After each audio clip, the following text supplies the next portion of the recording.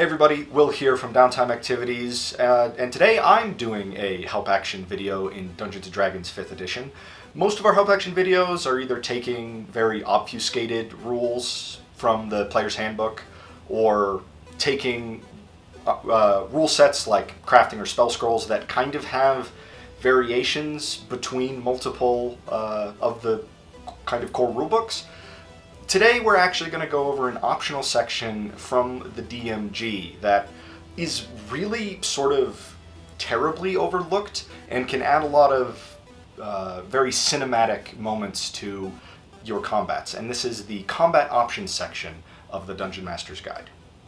The combat options section of the DMG takes up pages 270 through 273 and is split into a small variety of subsections. The first of these is initiative variance, and this is one that I think most people probably aren't going to use, and with pretty good reason. I know a lot of people have some issue with the default initiative rules for Dungeons & Dragons, but I don't necessarily think any of these variants are going to be much better, at least for our playstyle, but I will go over them. The first one is an initiative score option, which is similar to passive perception in the sense that it's just 10 plus a modifier, in this case 10 plus dex, which means you don't ever roll initiative at all. Your entire playgroup just has an initiative score. Very likely your DM just asks for it once, writes all of those down, and then every monster or enemy or NPC will have an initiative score as well. This means that more dexterous characters will act higher in initiative order, and less dexterous characters are going to act lower in the initiative order. But that initiative is going to be the same every time. It does simplify some things, but I think the variety from the regular initiative is probably a better option here. The second option under the initiative variance is side initiative. This is sort of exactly what it sounds like, where each side essentially only has one initiative slot. So when it's the player character's turn, they decide who goes in what order. This allows for a lot more tactics round to round, and once again does simplify things, but the DMG does warn that this could be somewhat unbalanced, especially because if the players are all taking their turn at the same time, they can stack that to relatively great effect. Action economy is a very, very powerful thing within Dungeons & Dragons and really any tabletop RPG, and essentially what this is doing is monopolizing that action economy to one side or the other. Again, the DMG warns can be somewhat unbalanced, but I think your mileage will probably vary in that regard. The third option is by far the most complicated and is essentially the option for people who feel like regular initiative doesn't slow down the game enough. This is speed factor. Speed factor is essentially split into two parts and is intended to add a lot more variety to initiative. The first part is that initiative is rolled every single round of combat, so it's varying constantly. And when you roll initiative, you also declare what your action is going to be. If it's going to be attacks, movement, casting a spell, the like. Then on top of this, there are a list of speed factor initiative modifiers. So for example, spellcasting requires you to subtract the level of the spell that you're planning on casting from your initiative. Melee with a heavy weapon is a -2, melee with a light or finesse weapon is a +2, melee with a two-handed weapon is also a -2, a ranged attack or with a weapon that has a loading property, which is primarily just going to be crossbows, adds a -5. And then creature size also factors into it. Tiny creature size is at a +5, small at a +2, medium just a flat 0, large at -2, huge at -5, and gargantuan at -8. What this whole system is intended to do is obviously add a lot of variety to initiative, and bigger creatures act slower, whereas smaller creatures or more dexterous creatures act faster round to round. My problem with this system is that the actions need to be declared in advance, which means it's much harder to react to what other creatures do or what allies do earlier in the initiative order.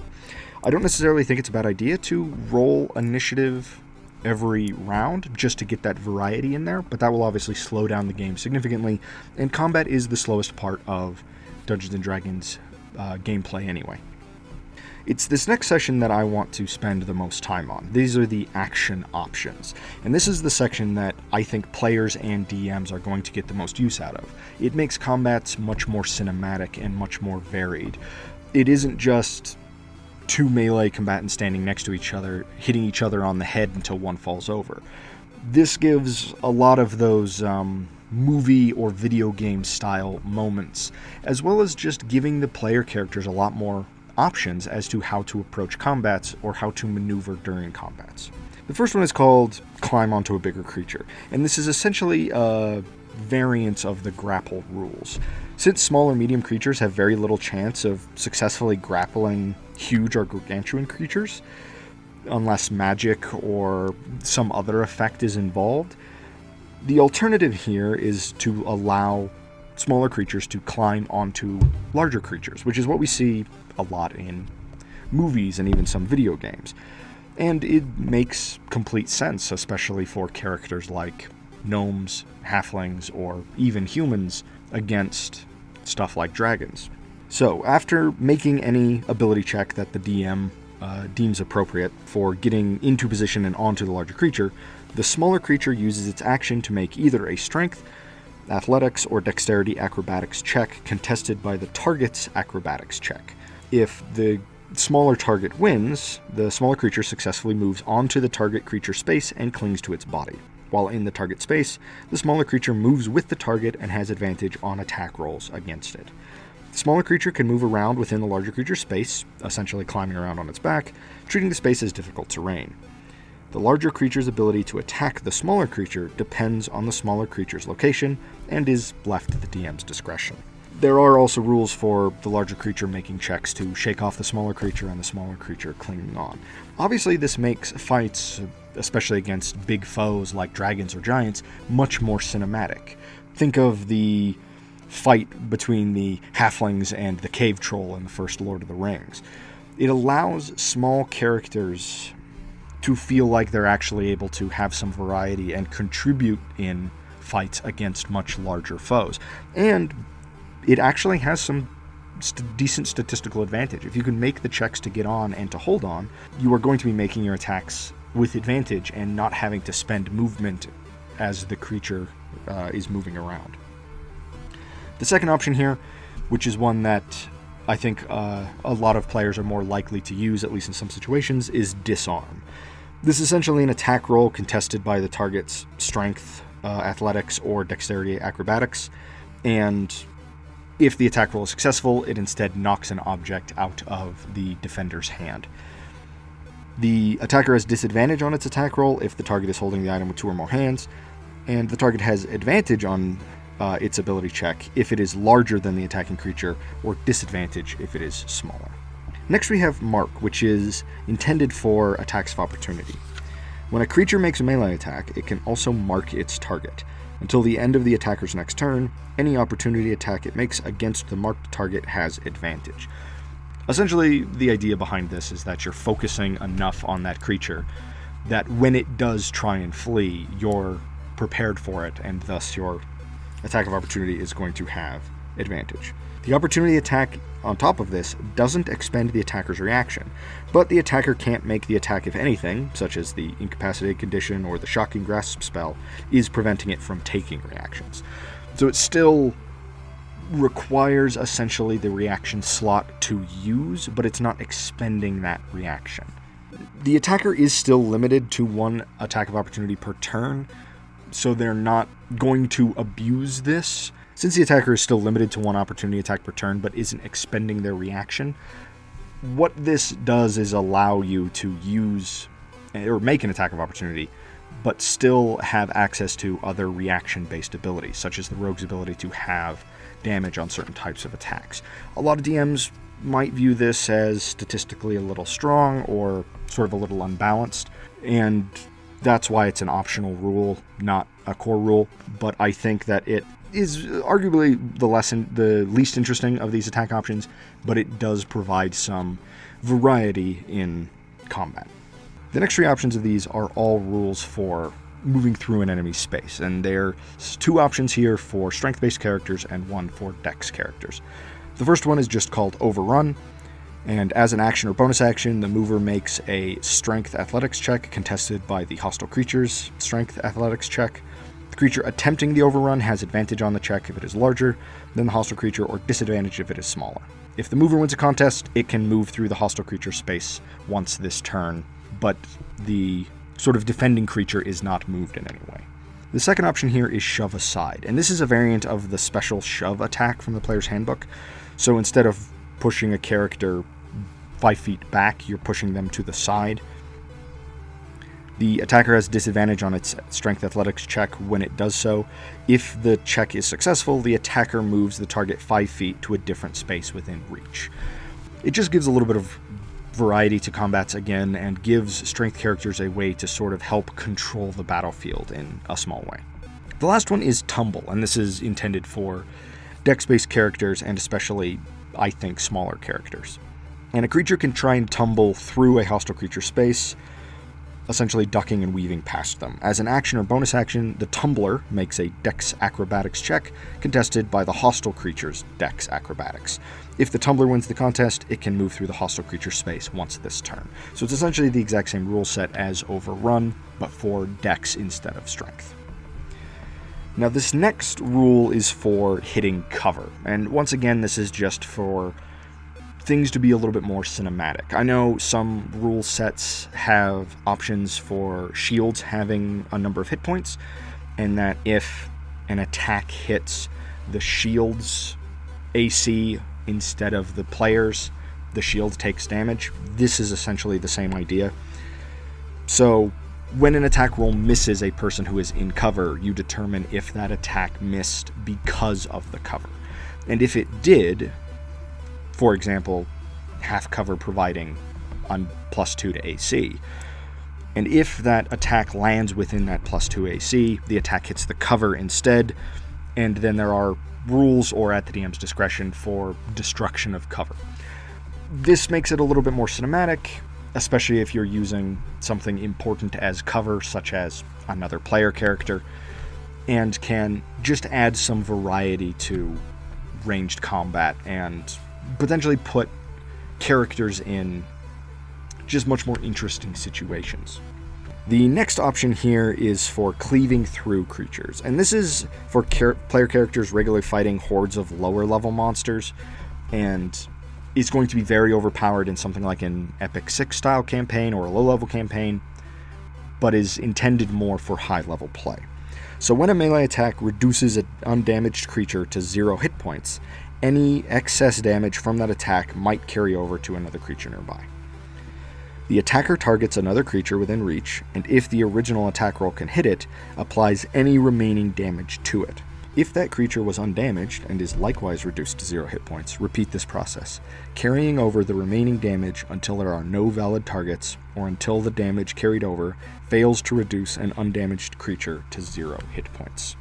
Especially for characters that are using larger weapons, or for rogues who can do a lot of damage with single attacks against hordes of small enemies, this is a relatively interesting rule, and has a sort of cinematic and video game quality to it.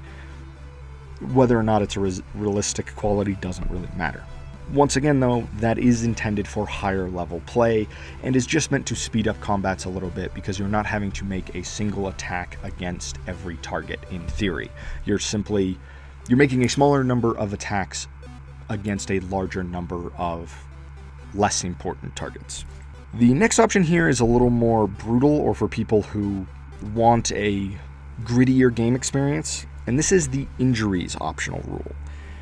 Now, normally in D&D, injuries don't really leave any permanent effects. You might meet NPCs missing an eye or missing a limb, or a player character might have that as part of their backstories, but rules as written, there's really no way to acquire injuries like that by the default rules.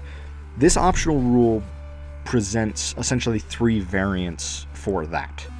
The DM decides, and this should really be a conversation with your players as well, exactly when these are going to trigger. Some of these options are a little more brutal than others.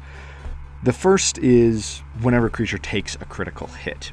If you're anything like us, and enemies tend to roll better than players across the board, that's going to happen a little more often. But if your enemies can't roll very well, this could trigger quite rarely. The second option is for when a character drops to 0 hit points but isn't killed outright. Again, in some campaigns that's going to be more likely than in others, and for some characters that is going to be more likely than for others. The third option is when a death save is failed by 5 or more. Since you have to roll a 10 in order to succeed, it's essentially rolling 5 or below on a death save. Then a d20 is rolled, and off of the provided table, a permanent injury is given to the character. And once again, these vary wildly, from quite crippling to very minor. The first is you lose an eye, which gives disadvantage on perception checks that rely on sight and on all ranged attack rolls. Magic such as a regenerate spell can restore the lost eye. If you have no eyes left after sustaining this injury, you are blinded. The second, with a roll of 2 on a d20, is to lose an arm or hand. You can no longer hold anything with 2 hands, and can hold only a single object at a time. Magic, such as a regenerate spell, can restore the lost appendage. With a roll of 3, lose a foot or leg. Your speed on foot is halved, and you must use a cane or crutch to move unless you have a peg leg or other prosthesis. You fall prone after using the dash action. You have disadvantage on dex checks made to balance. Magic, such as a regenerate spell, can restore the lost appendage. Also, with rules like this, if you happen to be using anything from the Eberron rulebook, there are magical prosthetics within that rule set that can be used to replicate the functionality of a limb, and that is always an option along with high-level magic. On a d20 roll of 4, you have a permanent limp. Speed is reduced by 5 feet. You must make a DC 10 dex saving throw after using the dash action. If you fail, you fall prone. Magical healing removes the limp. On a 5 to 7, it's an internal injury. Whenever you attempt an action in combat, you must make a DC 15 con saving throw. On a failed save, you lose your action and can't use reactions until the start of your next turn. The injury heals if you receive magical healing or if you spend 10 days doing nothing but resting. On an 8 to 10, it's broken ribs. This has the same effect as internal injury above, except that the save DC is 10 instead of a 15. On 11 to 13, you have a horrible scar, which gives you disadvantage on charisma persuasion checks and advantage on charisma intimidation checks. Magical healing of 6th level or higher, such as heal and regenerate, removes the scar. On a 14 to 16 is festering wound. Your hit point maximum is reduced by 1 every 24 hours the wound persists. If your hit point maximum drops to 0, you die. The wound heals if you receive magical healing. Alternatively, someone can tend to the wound and make a DC 15 medicine check once every 24 hours. After 10 successes, the wound heals. 17 to 20 is a minor scar, which doesn't give any statistical detriments or advantages of any kind, and magical healing of 6th level or higher removes the scar. Again, these rules are for more brutal campaigns or grittier stories, and some people are going to get a lot of mileage out of lingering injuries, and some people might just prefer to play with them. It adds another sort of interesting level of risk to the gameplay. The next option is massive damage, which means that if a creature takes from a single source of damage equal to or greater than half its hit point maximum, they have to succeed on a DC 15 con saving throw or suffer a random effect determined by a roll on the System Shock table. The System Shock table is a D10. On a roll of 1, the creature drops to 0 hit points. On 2 to 3, the creature drops to 0 hit points but is stable. On 4 to 5, the creature is stunned until the end of its next turn. On 6 to 7, the creature can't take reactions and has disadvantage on attack rolls and ability checks until the end of its next turn. And on 8 to 10, the creature can't take reactions until the end of its next turn. Once again, another optional rule for slightly more brutal campaigns or just grittier combat. Both characters and enemies are going to spend more time reeling from big hits. It would be interesting to see this play out on a lower level campaign where its effects are going to trigger a lot more. Obviously, at higher levels, it's going to happen a lot more against larger enemies. The last of these optional rules is morale. This is probably intended more for slightly larger combats, and once again for combats that are supposed to be a little bit grittier or feel slightly more realistic. The rules here are intended to determine when an NPC might flee from battle. And admittedly, it doesn't always make sense for especially large groups of low-level enemies to keep fighting to the last man when all of the rest of their compatriots have been dispatched. So, according to this optional section, a creature might flee under any of the following circumstances. A creature is surprised, a creature is reduced to half its hit points or fewer for the first time in battle, the creature has no way to harm the opposing side on its turn. And a group of creatures might flee under any of the following circumstances. All the creatures in the group are surprised, the group's leader is reduced to 0 hit points, incapacitated, taken prisoner, or removed from battle, or the group is reduced to half its original size with no losses on the opposing side. Essentially what happens here is a creature or group of creatures makes a DC 10 Wisdom saving throw when the DM decides it's necessary. And if the opposition is truly overwhelming, the saving throw is made with disadvantage, or you can just decide that the save fails automatically. If a group's leader can't make the saving throw for whatever reason, have the creature in the group with the next highest charisma score make the saving throw instead. On a failed save, the affected creature or group flees by the most expeditious route. If escape is impossible, the creature or group surrenders. If a creature or group that surrenders is attacked by its conquerors, the battle might resume, and it's unlikely that further attempts to flee or surrender will be made.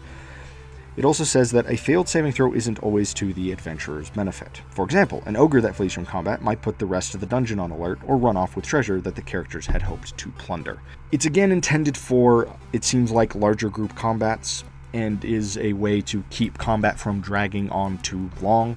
I actually think that this morale rule is a rather excellent one, and it's one that I think a lot of playgroups could get decent mileage out of. The morale rule, I think more so than the massive damage or injuries one, is going to be more useful by and large to a lot of playgroups, and once again just adds a lot of variety to combats and gives rise to some very cinematic moments. Player characters are going to feel more powerful by and large if they make enemies flee rather than successfully killing them, especially groups of enemies.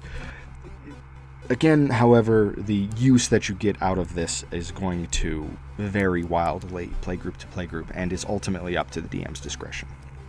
Well, that was the combat options section of the Dungeon Master's Guide for 5th edition. There's a lot of good stuff there for making combats a little more cinematic and adding some variety to it that I think both players and Dungeon Masters should really take advantage of. If you're interested in this type of stuff, or if you liked this video, we've got a lot more videos like it, both other help action videos breaking down some kind of crunchier rules stuff for 5th edition, as well as RPG reviews and just some other kind of how-to guide stuff. Now go forth, slay dragons, sling spells, roll dice, and enjoy your downtime activities.